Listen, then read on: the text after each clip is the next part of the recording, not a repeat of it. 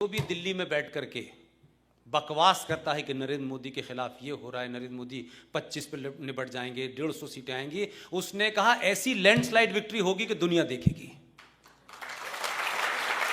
और ये मैं ये नहीं कह रहा उन्होंने क्या कहा इसलिए खुश हैं, इसलिए कि 26 करोड़ लोग डुबकी लगाने वाले, अगर उसमें से 50% लोगों ने सही जगह बटन दबा दिया, ये मैं कहना चाहता हूं। नाम बदल जाता है तो उसका इंपैक्ट क्या होता है आपके ऊपर। इसलिए जो लोग ये कहते हैं कि what is in the name, मैं कहता हूं सब कुछ नाम में है। हमारी मां कहा करती थी, हमारे एक भाई का नाम धीरेन्द्र नाम था, ही इज नो मोर। तो हम कहते थे यार ये आलसी क्यों है, उसका नाम ही ऐसा है। तो ये नाम की अपनी साइकोलॉजी होती है। आप अपने बच्चे से रोज कहें तो मूर्ख हो, तुम मूर्ख हो, तुम मूर्ख हो, तो वो बेचारा इस कॉम्प्लेक्स में आ जाएगा कि वाकई में मूर्ख हूं।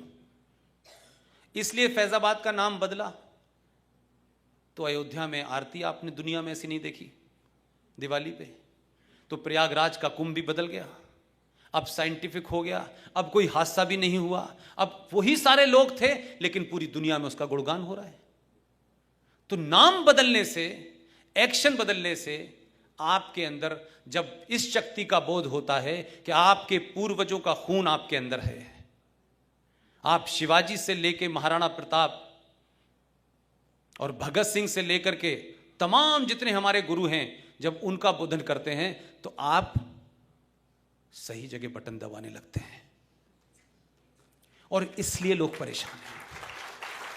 ये उथल पुथल चलेगी, अभी ये लड़ाई अगले 10-15 साल चलेगी।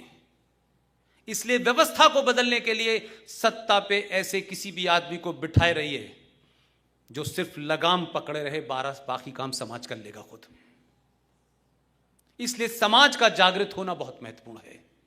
आप कह रहे होंगे कि मैंने पिछले 1 घंटे में, और ज्यादा 2 घंटे में, मैंने इंटरनल सिक्योरिटी पे बात नहीं की। ये सारे मुद्दे इंटरनल सिक्योरिटी के हैं। आपको अपने पड़ोस में कौन रहने आया, कब रहने आया, ये क्यों रह रहा है, ये यहां क्यों बैठा हुआ है, इसका पता नहीं है। ये पता रखने के लिए सरकारें आएंगी, सेना अपना काम करेगी, समाज को अपनी भूमिका निभानी चाहिए, बगैर किसी शर्म के निभानी चाहिए। और अपने आप को इस बात से दूर कर लेना चाहिए कि पुष्पेंद्र कुमार अलीगढ़ यूनिवर्सिटी में पैदा हुए, हमारे सारे दोस्त मुसलमान, हमारा रहना सहना मुसलमान, हमको पुष्पेंद्र खां कहते थे, अब वो यकायक उनको लगा इसको क्या हो गया। तो मैं आज भी ये कहता हूं कि मेरी जबान से जिस दिन भी, चाहे कुरान मजीद हो, इस्लाम हो, मोहम्मद साहब हो, किसी की शान में गुस्ताखी करने का मेरा कोई इरादा नहीं है, लेकिन सच बोलो, जो कुरान में है उसे सच सच बताओ, झूठ मत बोलो। तुम कुरान का मिस इंटरप्रिटेशन कर रहे हो, मैं नहीं कर रहा। तुम्हारी कौम पूरी दुनिया में इस्लाम और कुरान को दिखा दिखा के लोगों की हत्याओं को जस्टिफाई कर रही है। पुष्पेंद्र ने किसी से नहीं कहा कि मुसलमान को मारो। तुम्हें वो काम करने चाहिए थे जो अल्लाह मियां ने बताए थे, जो तुमसे कहा था कि मेरे रास्ते पे चलना। कुरान में तो यहां तक फरमाया गया कि मैंने जो तुम्हें रास्ता बताया है, मैंने दुनिया की हर अच्छी चीज तुमको दी है, तुमको मेरे रास्ते पे चलना है, और जो मेरे रास्ते से भटक जाएगा, बस इससे आगे की लाइन कहूंगा तो मुसलमान डर जाते हैं बेचारे। उन्होंने एक साफ साफ कहा है, आप भी पढ़ लीजिए, कुरान पे सिर्फ ठेका मुसलमानों का नहीं है। आप समझते हैं कि उसके छूते ही कुछ हो जाएगा। मुसलमान आपको छूने नहीं देते कि आप काफिर हैं, नापाक हो जाएगी। और उन्होंने उसे कितना पाक रखा है वो पूरी दुनिया में सबको पता है।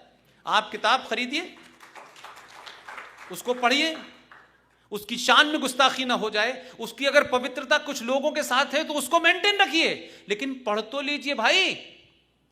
उसमें फरमा रहे हैं कि मेरे बताए रास्ते से अगर तुम लोग कभी भी हटे, और तुमने जो मैंने हिदायत दी है, क्योंकि मैंने दुनिया की हर चीज तुम्हें दी है, ये सब कुछ तुम्हारे लिए है, अगर इसके बाद भी तुम मेरे रास्ते से हटे तो मैं इसी धरती पर ऐसे लोग भेजूंगा जो तुम्हें मेरे रास्ते पे ले आएंगे। तो 2014 में को भेजा है।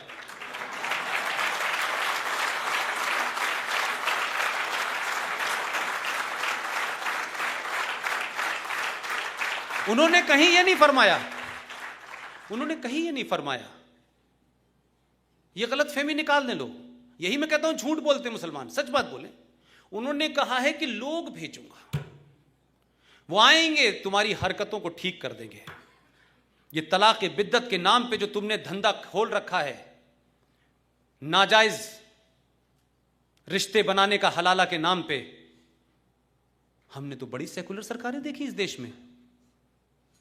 कभी नाजायज चीज जो गैर कुरानिक थी इस देश के अंदर, जो किसी भी औरत के साथ दुनिया का सबसे घोर पाप था, उसको आपने कुरान के नाम पे पिछले 40 साल से आप उसकी प्रैक्टिस कर रहे थे। तो जिसको भेजा है उसको पता था कि यह गलत हो रहा है। उसने अपनी सरकार की 3 बार सुप्रीम कोर्ट के फैसले के बाद उसने कहा यह तलाक बिद्दत खत्म करके रहूंगा, जिसको तुमने गलत इस्तेमाल कर रहे हो, औरतों का शोषण कर रहे हो, यह तुमने एक नाजायज धंधा बना रखा है, यह गैर कुरानिक है। बताइए हिंदुस्तान में कौन सा सेकुलर और हिंदू लीडर है जिसने इस बात पर सवाल उठाया हो? आप कहते हैं वो हिंदुओं का लीडर है। अरे यार, हमारा तो मंदिर बनाया नहीं उसने, हमारा तो बनाया नहीं यार, तो हम तो उससे फिर भी शिकायत नहीं कर रहे। उसने तलाक बिद्दत को खत्म किया कि नहीं किया? और कोर्ट में जाकर 3 बार कोर्ट से जब फैसला हुआ तो उसने ऑर्डिनेंस लेके आया। हम तो कह रहे थे एक ऑर्डिनेंस हमारे लिए ले आओ। वो बोला नहीं, अल्लाह ने जिस काम के लिए मुझे भेजा पहले वो करूंगा मैं।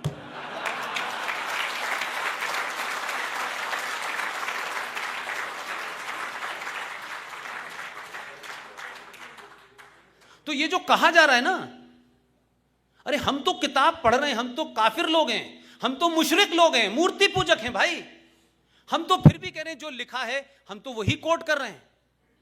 हम कुछ तोड़ मरोड़ नहीं रहे, लेकिन हम हजारों करोड़ों उन मुसलमानों से ज्यादा बेहतर हैं जिन्होंने तलाक के मामले में, सरदार जी, तलाक के एक मामले में आप सबको पता होगा मध्य प्रदेश की एक महिला थी जिसका नाम था शाबानो। मैं ये बात इसलिए कोट नहीं करता हूं, कोई मुझे पॉलिटिकल स्कोर नहीं करना है, लेकिन मैं कहता हूं कि आपको याद होगा कि उस समय भारत में सबसे ज्यादा मेंबर ऑफ पार्लियामेंट थे उस पार्टी के, 412। क्योंकि सिखों के खून और इंदिरा गांधी की शहादत को चौराहे पे बेच करके जिस भावनाओं का आपने ज्वार भाटा खड़ा किया था, उस पे आप 412 सीट लेके आए थे और देश में पहला वो प्रधानमंत्री था जिसे कहा जा रहा था ये कंप्यूटर युग कहा है।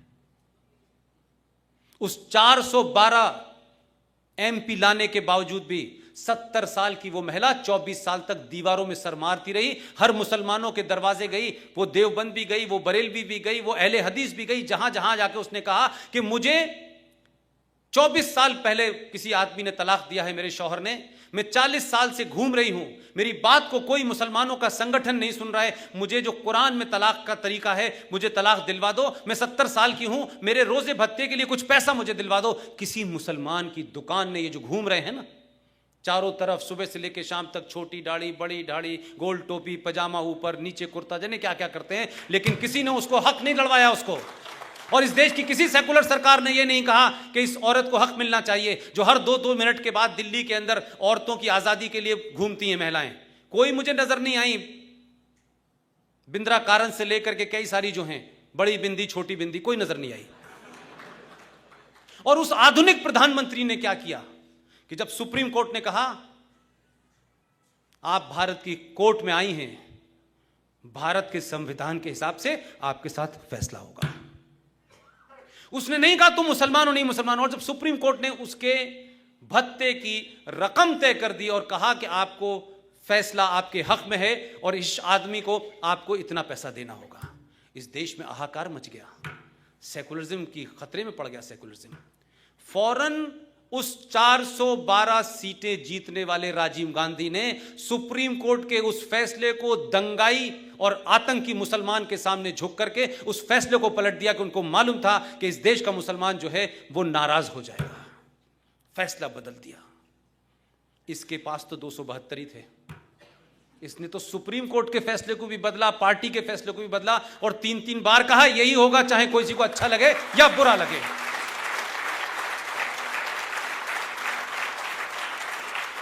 आप इस बात से क्यों चिंता करते हैं भाई? क्या आपके ऊपर हिंदू होने का आरोप लगेगा? आपको